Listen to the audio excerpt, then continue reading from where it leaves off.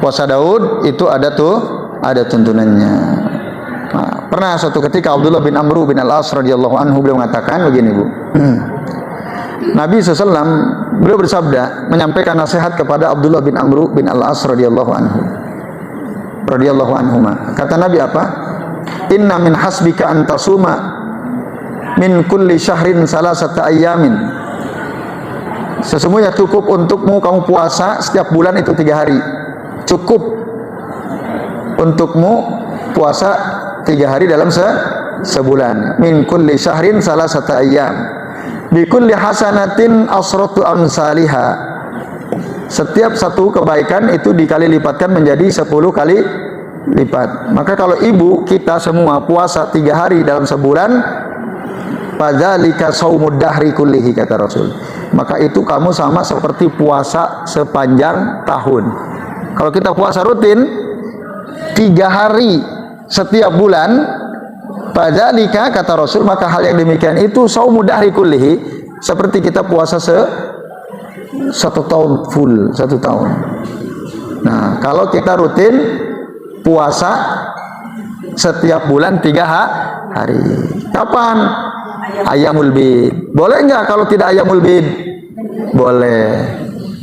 Ya, Senin Kemis boleh. Yang penting niatnya puasa 3 hari dalam sebulan. Senin Kemis kan niatnya puasa Senin, puasa Kemis kan. Ini bisa hari apa saja. Bisa hari apa saja. Bisa ayyamul bid 13, 14, 15 boleh. Atau bisa tanggal misalnya akad boleh, urut boleh. Yang penting puasa 3 hari setiap bulan. Puasa 3 hari. Iya. Nah, karena niat kita nggak tercapai yang 3 hari. Sesuai yang kita niatkan tentu saja. Sesuai dengan yang kita niatkan. Nah itu. Kalau kita niat sambil puasa Senin Kemis juga puasa 3 hari, itu bisa juga. Karena ya puasa sunnah dengan puasa sunnah diniatkan puasa Senin, Kemis, Senin itu puasa 3 hari. Nggak apa-apa puasa 3 hari, nanti Senin Kemis berikutnya puasa Senin Kemis. Lah kalau gitu ya kita dapat pahala puasa 3 hari itu. Andai kata pun kita tidak puasa Senin Kemis, andai kata kita hanya puasa 3 hari setiap bulan, itu pahalanya seperti fadzalika shaumud dahri kullihi, kata Rasul. Itu sama kita seperti puasa 1 tahun full. Shaumud dahr itu 1 tahun sempurna. Nah itu kata Nabi. Fasadadtu ala nafsi, fasadadtu alayya, ya fasaddada alayya. Lalu kata Abdullah bin Amr bin Al-As, aku memaksakan diriku. Jadi kalau cuma 3 hari gampang lah gitu, masih kuat. Nah itu kira-kira menurut Abdullah bin Amr bin Al-As. Lalu beliau mengatakan kepada Nabi, qultu inni utiku aksar min dzalika ya Rasulullah. Aku kuat lebih dari itu ya Rasul. Cuman 3 hari kuat saya. Itu kata siapa? Abdullah bin Amr bin Al-As radhiyallahu anhuma. Apa lalu pesan Nabi kepada beliau? Sum, puasalah kamu kalau kamu masih kuat. 3 hari itu kecil buat kamu, gampang buat kamu. Nah, maka puasalah, kata Rasul, sum sauma nabiyillahi Daud alaihi salam. Kalau kamu masih kuat silakan kamu bisa puasa Daud. Itu. Puasa Daud itu tasumu yauman summa tuftiru yauman. Puasa 1 hari, besok buka, puasa buka. Itu puasa Daud kan? Ya itu kata Nabi. Kalau kamu masih kuat 3 hari, silakan puasa Daud. Lalu ditanya oleh Abdullah bin Amr bin Al-As, qultu wa ma saumu Daud nabiyillah alaihi salam ya Rasulullah. Apa keutamaan puasa Nabi Daud? Puasa Daud itu apa keutamanya? Apa kata Nabi? Nabi mengatakan qol nisfud dahr. Kalau kita puasa Daud ya berarti kita seperti puasa setengah tahun. Seperti kita puasa setengah tahun. Lebih pilih mana? Milih mana? 3 hari 1 tahun gitu. Jangan menyulit-nyulitkan diri gitu. Wah, ada yang gampang kok milih yang susah. Rasul itu ketika diberikan pilihan pasti milih yang lebih gampang. Rasul pasti milih yang lebih gampang, nggak menyulit-nyulitkan diri selama tidak ada dosa di situ. Nah, Rasul sudah memberikan jelas keterangan ya. Nah, maka nanti di akhir usianya Abdullah bin Amr bin Al-As seperti menyesal. Kenapa ya saya dulu nggak ngikutin Nabi aja gitu ya. Ya, kenapa mempersulit diri gitu? Kecuali, nah, kalau kita ini nggak bisa mengendalikan syahwat kita, nah itu mungkin bisa ya. Kita lawannya emang syahwat itu puasa. Karena apa? Karena fa'innahu, karena puasa itu ya aghaddul lil basar wa ahsanul lil farj. Dia bisa lebih mengendalikan mata dan mengendalikan kemaluan. Nah itu silakan kalau emang kita ini susah gitu ya. Nah ini Bu, jadi Rasul sudah memberitahu, dan intinya tadi puasa Daud adalah masru ya, sesuatu yang ada tuntunan syariatnya boleh. Wala tazid ala zalik, kata Rasul. Enggak boleh nambah lagi lebih dari itu. Kalau masih kuat puasa Daud, udah nggak usah nambah-nambah lagi. Tapi ada nggak orang melakukan puasa tiap hari puasa? Bukan hanya puasa enggak puasa, tapi tiap hari puasa, ada nggak? Ada Bu. Saya punya teman begitu. Mereka nyebut puasa dalail.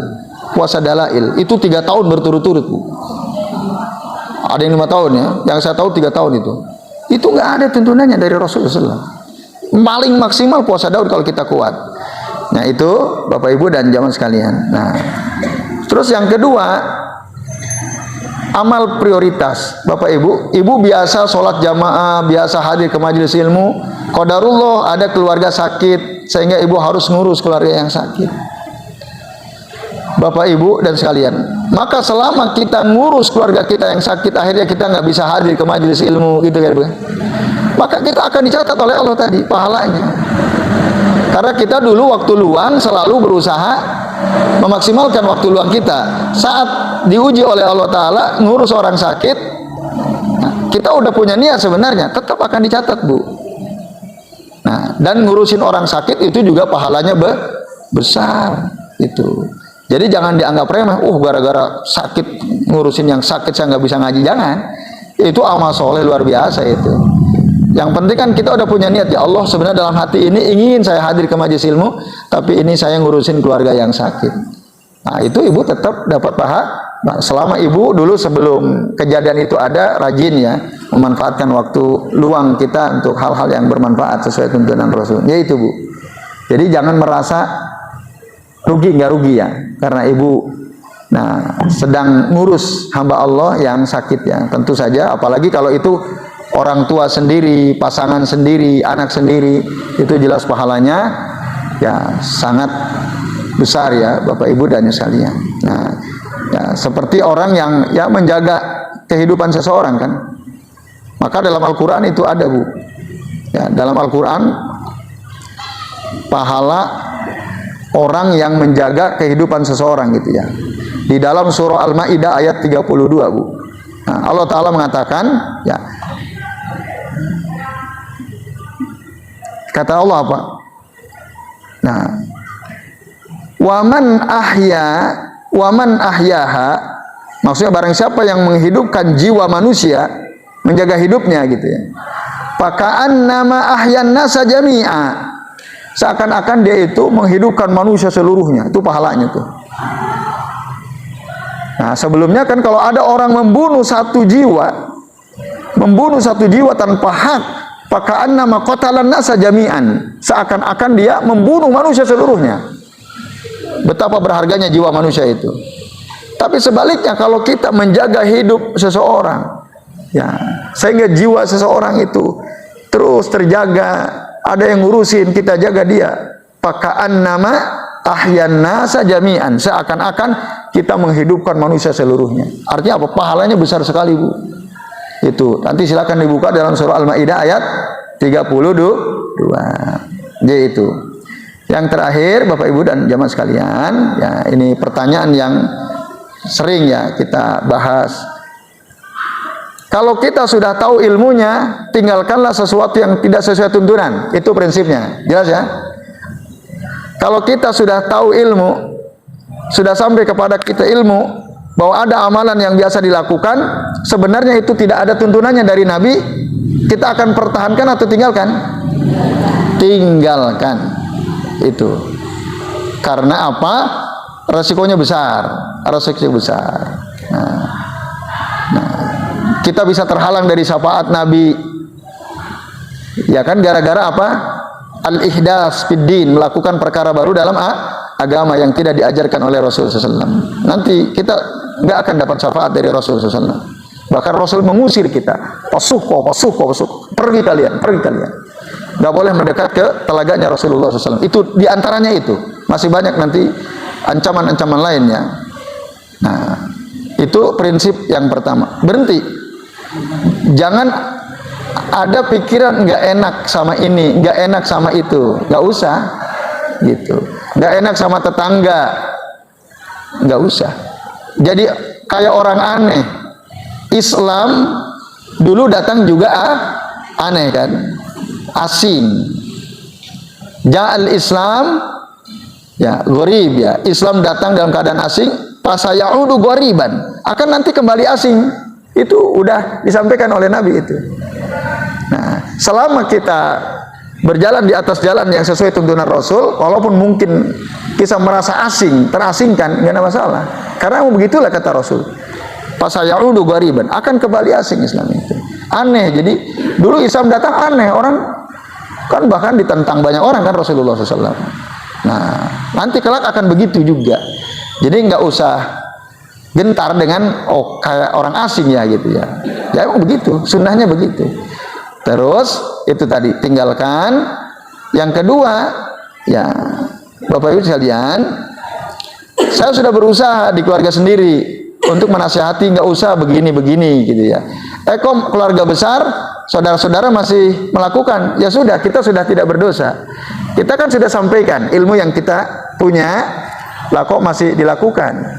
Ya sudah, kita nggak usah ngerokro lah ibaratnya. Ya sudah, ya Allah saya sudah sampaikan ilmu yang saya tahu. Adapun orang yang menerima nasihat dari kita nggak peduli, ya sudah. Tanggung jawab kita adalah menyampaikan nasihat. Fadzakir fa innama anta muzakkir lasta alaihim bimusaitir. Beri peringatan. Memang tugas kamu itu, kata Allah, memberi peringatan. Tugas kita itu. Walasta alaihim bimusaitir. Kamu nggak bisa menguasai orang lain, nggak bisa. Boro-boro orang lain, keluarga kita, anak kita sendiri, bisa nggak kita kuasai? Nggak bisa. Bapak ibu kita nyuruh anak kita sholat jamaah, kalau dia susah disuruh, bisa nggak kita pukul pakai rotan? Kalau dia nggak mau kan tetap perginya, malah pergi nongkrong di pos ronda, bukan sholat jamaah. Mungkin nggak itu terjadi pada anak sendiri? Nggak bisa. Kita nggak bisa menguasai bahkan anak kita sendiri. Yaitu, nah maka tugas kita, kata Allah udah jelas, udah beri peringatan. Fadzakir innama anta mudzakir lasta alaihim bimusaitir. Udah ibu udah menyampaikan tanggung jawab, menjalankan tanggung jawab kita. Yaitu Bu. Nah, yang bahaya itu adalah ketika ilmu sudah sampai tapi kita tidak berubah. Ada nggak ya kayak gitu? Bahkan mungkin malah menentang. Wah, gimana sih ini kan gitu mungkin. Biasanya begini kok ustaznya ngaco, malah nggak boleh. Padahal ustaznya sudah menyampaikan dalil misalnya. Ada nggak orang yang kayak gitu? Ada. Nah itu, yang kayak gitu ada. Nah mudah-mudahan ya kita semua ini dibuka oleh Allah Ta'ala hati kita untuk menerima ya dalil ya dari Al-Quran, dari Sunnah. Karena itulah yang akan menyelamatkan kita. Justru kalau kita nggak ngikutin dalil, kata Nabi apa tadi? Illa halik binasa. Kalau nggak di dunia, di akhirat. Itu kalau kita nggak ngikutin tuntunan Allah dan Rasulnya Shallallahu Alaihi Wasallam. Jadi saya kira itu Bapak Ibu ya. Ini yang bisa kita bahas. Terima kasih atas perhatiannya. Wassallallahu ala Muhammadin wa ala alihi wa sahbihi wa baraka wa sallama alaihim ajmain. Billahi taufiq wal hidayah. Wassalamualaikum warahmatullahi wabarakatuh.